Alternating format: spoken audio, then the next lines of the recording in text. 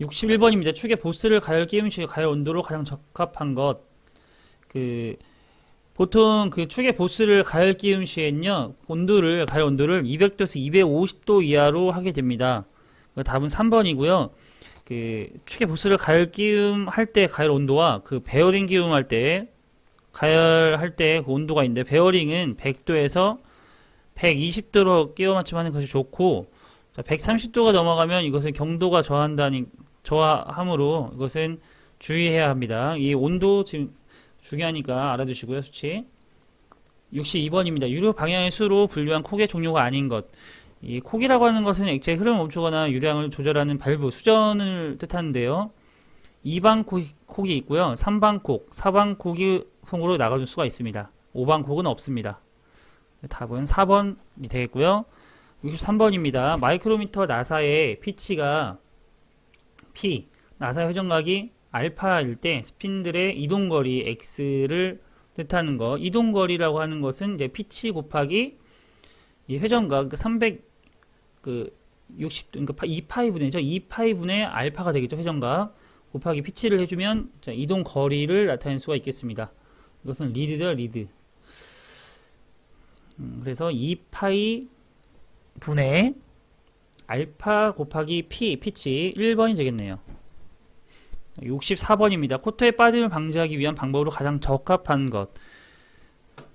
코터의 경우에는 우선 분해가 가능한 곳에 쓰입니다. 용접 같은 걸 하면 안 되겠죠.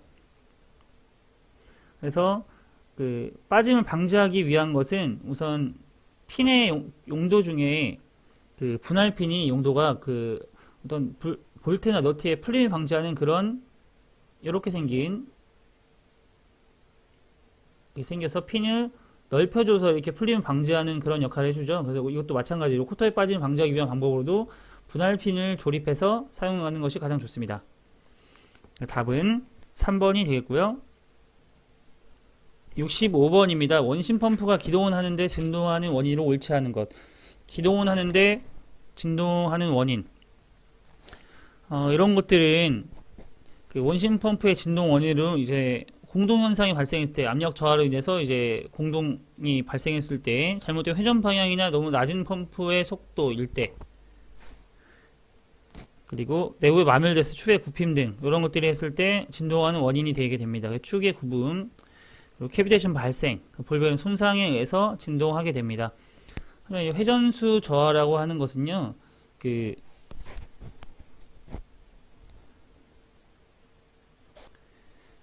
좀 설명이 좀 애매하긴 한데, 너무 낮은 펌프의 속도일 경우에만 이렇게 진동을 하는 것인데, 회전수가 저하했다고 이제 진동하는 원인으로는 보기가 좀 어렵습니다. 여기에서는 가장 적합하지 않은 것이 2번으로 볼 수 있겠네요. 답은 2번으로 보면 되겠고요. 66번입니다. 유량이 1 세제곱미터 퍼 미니트, 전 양정이 25m인 원심 펌프의 동력은 약 몇 ps인가?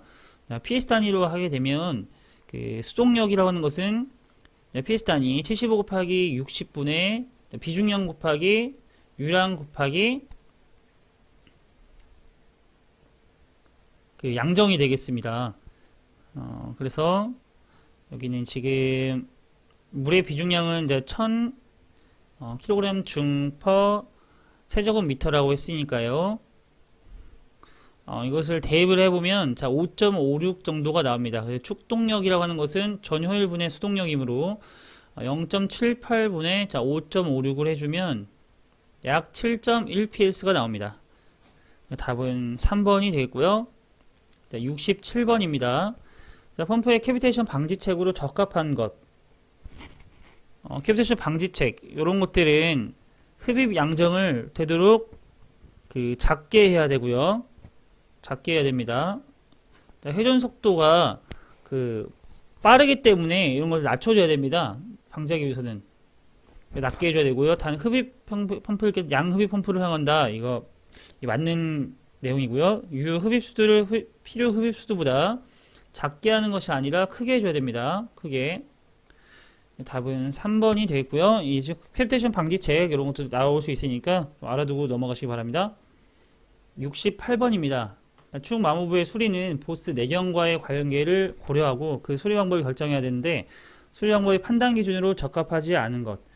이것은 마모와 내경 같은 경우는 이제 육안으로 좀 보기가 판단하기 어렵죠. 그래서 외관, 적합하지 않은 것이 외관이 되겠습니다. 답은 1번이 되겠고요. 이게 신뢰성을 고려해야 되죠. 그리고 비용과 시간도 당연히 고려를 해야 됩니다. 그리고 수리의 강도도 당연히 고려를 해야 되고요. 적합하지 않는 거 1번이 되겠고요. 69번입니다. 축의 급유 불량으로 나타나는 현상. 급유 불량이라고 하는 것은 이제 윤활유를 급유가 잘 안 됐다는 뜻이죠. 그러면 어떻게 될까요? 급유 불량으로 발생할 수 있는 것들은 마모가 생기고 기어가 닿는 이 부분인데 이의 접촉에 의해서 마모가 생기겠죠. 그리고 이 마모가 닿으면서 그러니까 이의 접촉에서 소음이 발생하겠고요. 강도 부족이나 축의 굽힘, 조립 불량 같은 경우는 그 불량으로 나타나는 현상이 아닙니다. 답은 4번이 되겠고요. 70번입니다. 자, 구부러진 축을 현장에서 수리하여 사용할 수 있는 일반적인 경우로 옳은 것. 구부러진 축을 현장에서 사용할 수 있는 경우에는요. 우선 감속기가 고속 회전축의 경우는 일반적으로 어렵습니다.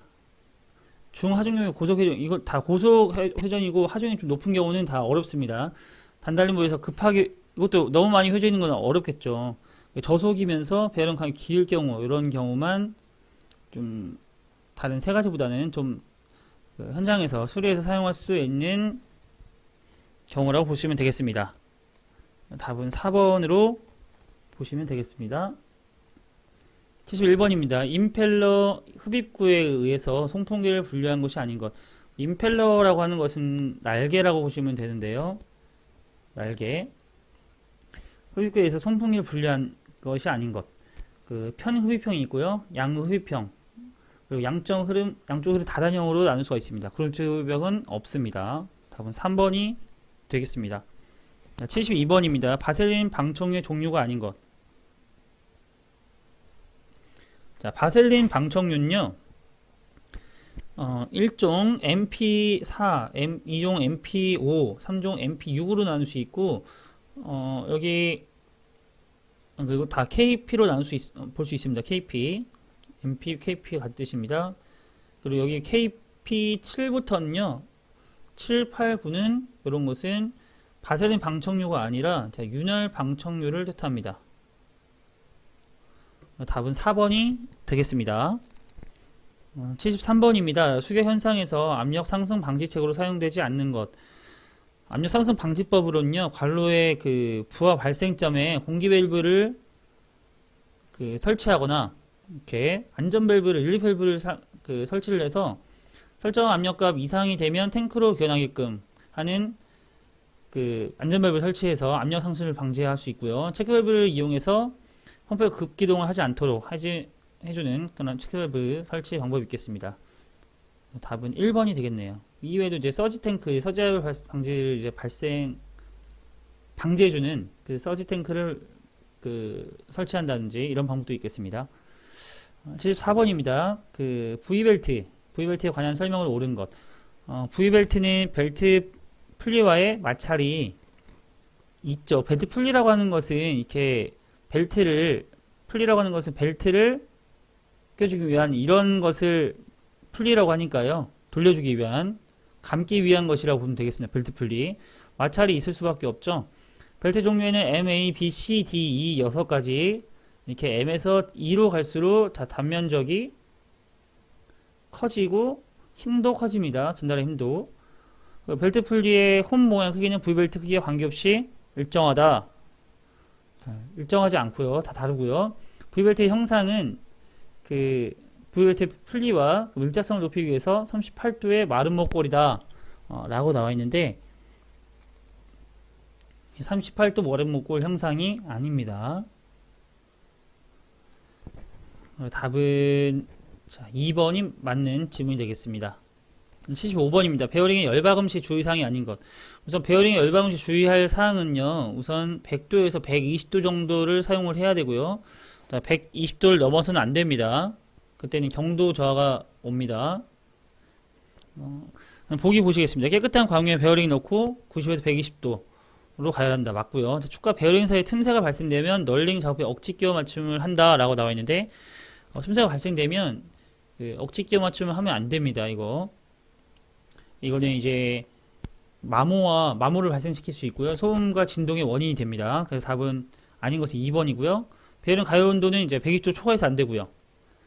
경도 저하가 오기 때문에 120도 초과해서는 안 됩니다. 베어링 냉각시 틈이 있는 경우는 지그를 사용해서 축방의 베어링을 밀어 고정합니다. 이게 맞는 내용이겠죠. 답은 2번이 되겠고요. 다음 보시겠습니다. 76번입니다. 전동기 베어링 부분에서 발열이 발생할 때 주요 원인이 아닌 것.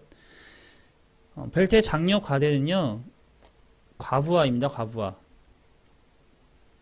베어링의 조립 불량이라고 하는 것은 마모죠. 마모.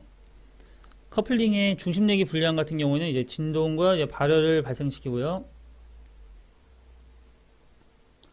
4번 같은 전동기의 입력 전압의 변동으로는 이제 회전수를 변동시키게 됩니다. 이런 것들은 과부하, 마모, 진동, 발열 발생시키는 이런 것들, 전동기 베어링 부분에서 발열이 발생하는 주요 원인이 되겠고요. 전동기의 입력 전압 변동은 회전수 변동이므로 그 발열과는 관계가 없습니다. 답은 4번이 되겠습니다. 77번입니다. 축의 고장 원인으로 볼 수 없는 것. 축의 고장 원인으로는요, 재질이 불량해서 고장이 난다든지, 축의 축심이 안 맞아 휘어진 축을 사용한다든지 진동이 발생하니까요. 풀리 베어링 뒤에 끼워 맞춤이 불량한다든지 이런 것들은 축의 고장 원인으로 볼 수 있습니다. 하지만 원동기의 회전 불량은 축의 고장 원인으로는 볼 수 없습니다. 이 원동기는 이것은 전원이라고 보시면 되겠죠. 전원이라고 보시면 되는데 이거는 이제 축의 고장 원인이 될 수가 없죠. 관계가 없으니까. 답은 2번이 되겠고요. 78번입니다. 기어 감속기에 부착된 명판이다. 이 감속기의 출력 회전수는 약 얼마인가?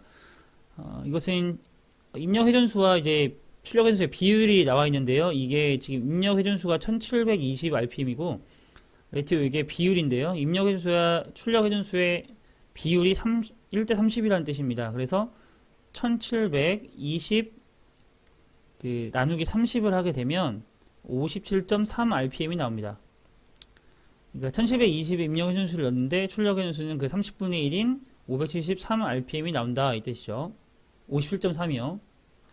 답은 2번이 되겠습니다. 79번입니다. 펌프축에 설치된 베어링의 이상현상을 일으키는 원인이 아닌 것. 베어링의 이상현상. 윤활유의 부족이 있을 때, 그 부유가 좀 불량할 때 베어링의 이상현상이 나오겠죠. 축 중심의 일치. 이거는 일치가 아니라 불일치할 때 베어링 이상현상, 미스얼라이먼트 같은 이상현상이 일어나게 됩니다. 축 출력이 발생됐을 때, 그리고 베어링 끼워 맞춤 불량될 때 이상현상이 일어나겠습니다. 답은 2번이 되겠고요. 80번 보시겠습니다. 헬리컬 기어에 관한 설명은 틀린 것. 헬리컬 기어는 우선 기어를 나눌 때 그 두 축이 평행할 때 그리고 쇄교할 때 그리고 평행하지도 쇄교하지도 않는 그런 걸 나눌 수가 있는데 이 헬리컬 기어는 이 스퍼 기어와 같이 이 평행하는 두 축이 축심이 그 평행하는 기어에 속하죠. 스퍼 기어는 이렇게 생겼고요.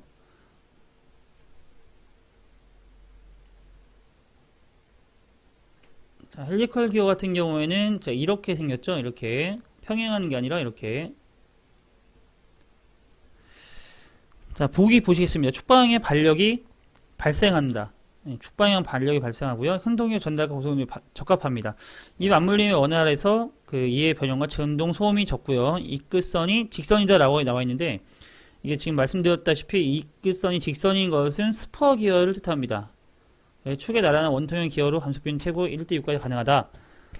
그래서 여기서 이 끝이 직선이 아니라 빗면이라는 거. 답은 4번이 되겠습니다. 이렇게 2018년 1회 기출문제를 풀어보았습니다. 네, 수고하셨습니다.